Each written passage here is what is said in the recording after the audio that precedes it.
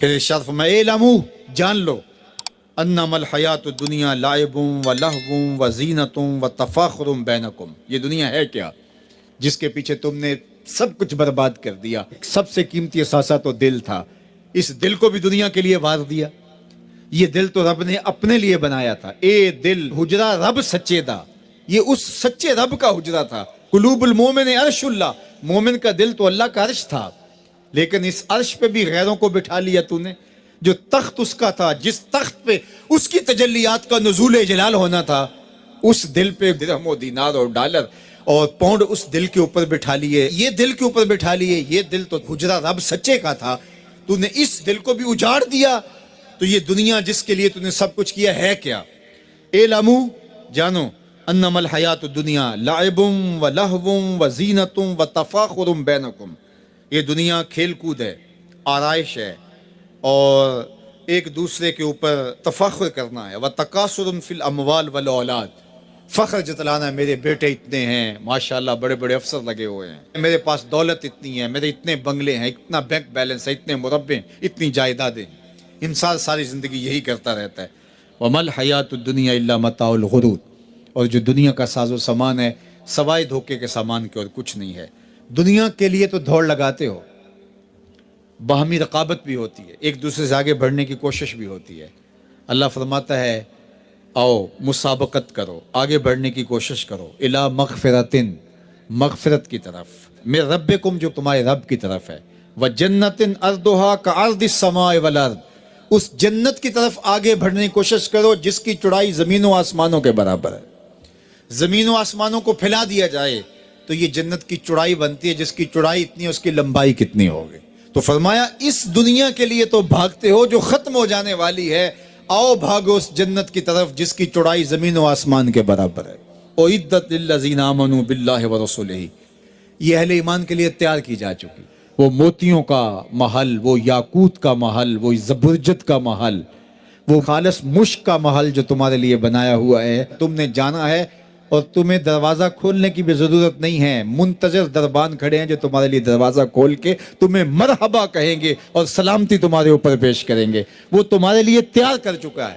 اصل تو زندگی وہ زندگی ہے، لیکن تم کس دنیا کے پیچھے بھاگ رہے ہو؟ اللہ فرماتا وہ وقت کب آئے گا جب قرآن تمہاری زندگی میں اتر آئے گا، وہ وقت کب آئے گا جب اللہ کا ذکر تمہاری زندگی میں اتر آئے گا۔ زندگی تو جا رہی ہے، جوانی آئی، بڑھاپا آیا، لیل و نہار نے وقت بدلے، چرخ نے اپنے تیور تبدیل کیے، حکومتیں تبدیل ہوئی، زمانے تبدیل ہوئے، تو جہاں کھڑا تھا وہیں کھڑا رہا۔ 40 سال عمر عزیزت گزشت، مزاج تو از حال طفلی نہ گشت۔ سادی کہتے ہیں 40 سال عمر گئے لیکن تیرا بچپنا نہیں گیا، اور رومی کہتے ہیں داڑھی تیرے بعد آئی اور سفید ہو گئی اور تو کالے کا کالا ہی رہا۔ تیرے اندر نور نہیں آیا، تیرے اندر روشنی نہیں آئی، یہ تیرے بعد آئی اور پھر سفید بھی ہو گئی، لیکن تو ابھی تک کالے کا کالا ہے۔ رب کہتا ہے وہ وقت کب آئے گا تمہارے سینے میں قرآن اترے، وہ وقت کب آئے گا ذکر سے تمہارے دل میں ارتعاش پیدا ہو، جب تم رب کا نام لو تمہاری آنکھیں آنسوں کا خراج دینے لگے، وہ وقت کب آئے گا جو ہی قرآن کھلے چھم چھم تمہاری آنکھیں برسنے لگے۔ الم یعنی للذین آمنوا، وہ وقت کب آئے گا اہل ایمان کے لیے، ان تخشع قلوبہم لذکر اللہ وما نزل من الحق۔ اللہ اکبر، اللہ ہمیں وہ آج دن نصیب کر دے کہ قرآن سے یوں جڑ جائیں کہ قرآن کو پڑھیں، قرآن کے حرفوں سے نور پھوٹتا ہوا، درد پھوٹتا ہوا ہماری روحوں میں اترنے لگے، ہمارے قلوب میں اترنے لگے، اور ہماری آنکھیں آنسوں کا خراج دینے لگے۔ اب میں اور آپ دیکھیں ہماری زندگی قرآن کے ساتھ، اللہ کے ذکر کے ساتھ، اس کی یاد کے ساتھ کہاں تک جڑی ہوئی ہے۔ ہماری زندگی میں کہے کتنے ہیں، تفکرات کتنے ہیں، ہماری زندگی میں ٹھٹھے اور مذاق کتنے ہیں، اور عبرت حاصل کرنے کے مواقع ہماری زندگی کے اندر کتنے ہیں۔ اللہ کی بارگاہ میں یہ مانگنا چاہیے، چونکہ دلوں کے اندر حرص، ہوس، خواہشات بہت کچھ جنم لیتی، اور انسان ان خواہشات کو پورا کرنے کے لیے پھر دیوانہ ہو جاتا ہے، اور وہی دیوانگی اس کو حلال اور حرام کی تمیز ختم کر دیتی ہے۔ جب کسی چیز کو حاصل کرنے کا جنون پیدا ہوتا ہے تو پھر جنون اندھا ہوتا ہے، پھر وہ سوچتا ہے کہ یہ چیز میں نے ہر صورت حاصل کرنی ہے، تو اس کو حاصل کرنے کے لیے پھر وہ قدروں کو پامال کر دیتا ہے، حقوق کو پامال کر دیتا ہے، شرم و حیا اتار دیتا ہے، حتیٰ کہ وہ اللہ کے بتائے ہوئے اصول اور ضوابط اور طریقے ان کو بھی پامال کر دیتا ہے۔ کسی کا خون نچوڑنا پڑے، کسی کا حق غصب کرنا پڑے، کسی کا مال لوٹنا پڑے، وہ اپنے ہدف تک ہر صورت پہنچنا چاہتا ہے کہ یہ میرا ہدف ہے، میرے پاس اتنی جائیداد ہونی چاہیے، مجھے یہ حاصل کرنا ہے اور ہر صورت حاصل کرنا ہے۔ تو اگر یہ ہرس ہی مٹ جائے، یہ ہوس ہی کم ہو جائے، تو پھر انسان کی زندگی سوکھی ہو جائے گی، وہ جہاں ہوگا وہاں مطمئن ہوگا۔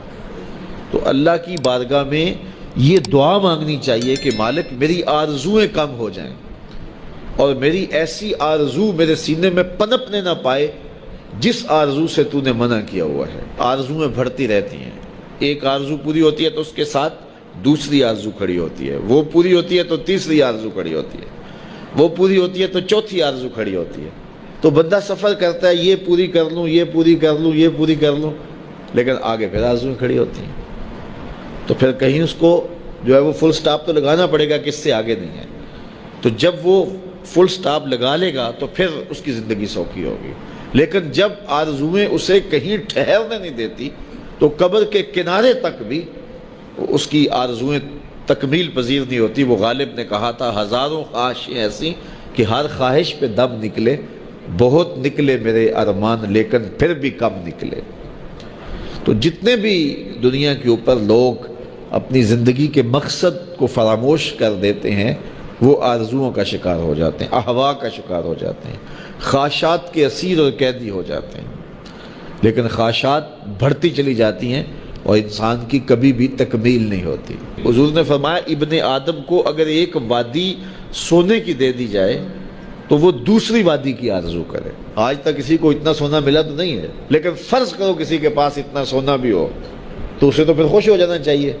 تو وہ کہے گا کہ نہیں مالک اگر 2 ہو جائے تو کتنا اچھا ہو، اور 2 ہو جائیں تو وہ کہے گا 4 ہو جائیں تو کتنا اچھا ہو۔ تو یہ دیکھیے یہ دنیا کے اوپر یہ کہاں سے کہاں لوگ چلے جاتے ہیں لیکن مطمئن نہیں ہوتے۔ تو کسی جگہ پہ ان کو فل سٹاپ لگانا پڑے گا، تو اگر نہیں لگائیں گے تو وہ خواہشات ان کو آگے لے جاتی جائیں گی۔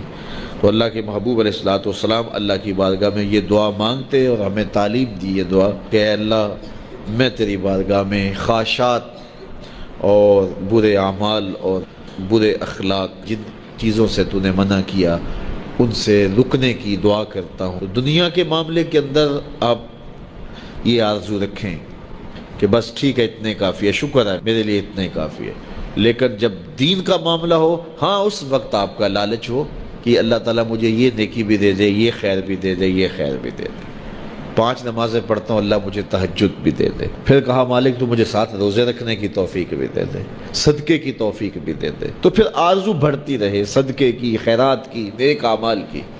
لیکن یہاں ہم جب اعمال خیر کی بات آتی ہے تو اس وقت ہمارا رویہ یہ ہوتا ہے کہ اگر فلاں بخشا گیا تو ہم بھی بخشے جائیں گے، فلاں تو نماز بھی نہیں پڑھتا میں تو پھر 5 پڑھتا ہوں۔ اور جب دنیا کا معاملہ آتا ہے تو پھر ہم اپنے جو ہے وہ آگے دیکھتے ہیں کہ فلاں کہاں پہنچ گئے، ہم کتنے پیچھے رہ گئے۔